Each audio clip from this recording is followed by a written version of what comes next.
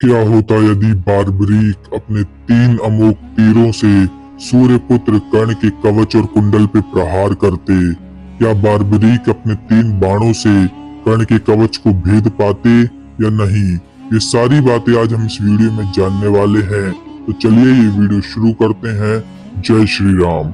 सबसे पहले हम बार्बरीक और उनके 3 अमोघ तीरों के बारे में जान लेते हैं। तो बार्बरीक महामायावी राक्षस घटोत्कच के पुत्र और महाबली योद्धा भीम के पौत्र थे।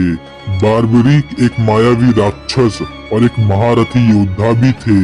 यह इतने शक्तिशाली थे कि माना जाता है कि एक बार इन्होंने महाबली भीम, जिनकी भुजाओं में 10,000 हाथियों का बल था, उनको भी मल्लयुद्ध में परास्त कर दिया था। लेकिन बार्बरीक की जो सबसे बड़ी शक्ति थी वह थे इनके 3 अमोघ बाण, जो कि इनको कई समय की बहुत ही कठिन तपस्या करने के बाद माता आदि पराशक्ति से वरदान के रूप में प्राप्त हुए थे।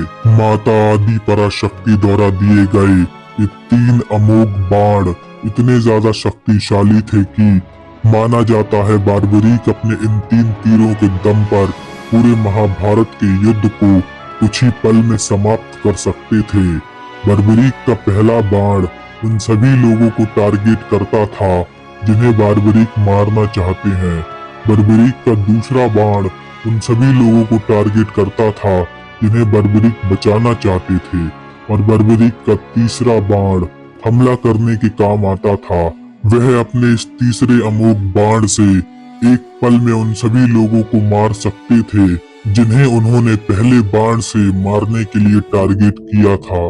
लेकिन क्या बार्बरीक माता आदि पराशक्ति के इन 3 अमोघ बाणों से सूर्यपुत्र कर्ण के कवच कुंडल को भेद सकते थे या नहीं? तो चलिए जानते हैं। यह जानने से पहले हमें महारथी कर्ण और उनके कवच और कुंडलों के बारे में जानना होगा।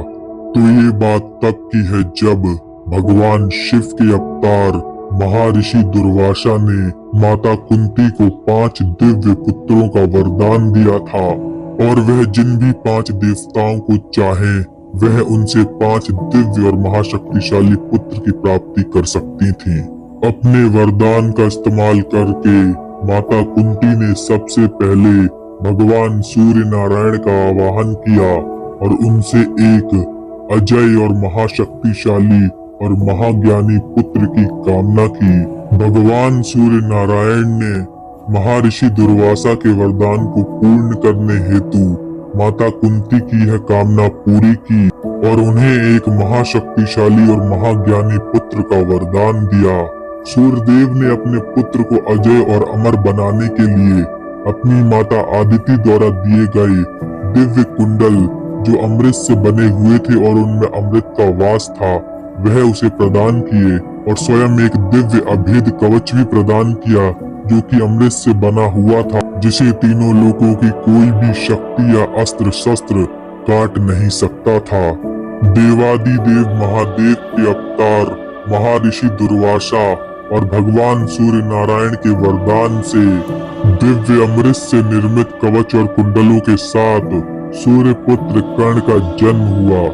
यह कवच कुंडल अमृत से निर्मित थे और इनमें अमृत था, जिस वजह से जन्म से ही कर्ण अजय और अमर थे।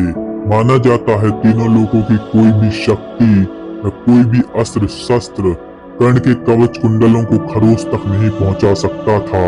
महाभारत में तो यहाँ तक वर्णन मिलता है कि देवराज इंद्र का वज्र और भगवान श्री कृष्ण का सुदर्शन चक्र भी कर्ण के कवच को नहीं काट सकता था। इसीलिए यदि बार्बरीक अपने इन 3 अमोघ बाणों से सूर्यपुत्र कर्ण के कवच और कुंडलों पे प्रहार करते, वह 3 अमोघ बाण कर्ण के कवच से टकरा के नष्ट हो जाते, क्योंकि सूर्यपुत्र कर्ण के कवच कुंडल अमृत से निर्मित थे और उन्हें भगवान श्री कृष्ण का सुदर्शन चक्र और देवराज इंद्र का वज्र भी तोड़ नहीं सकता था।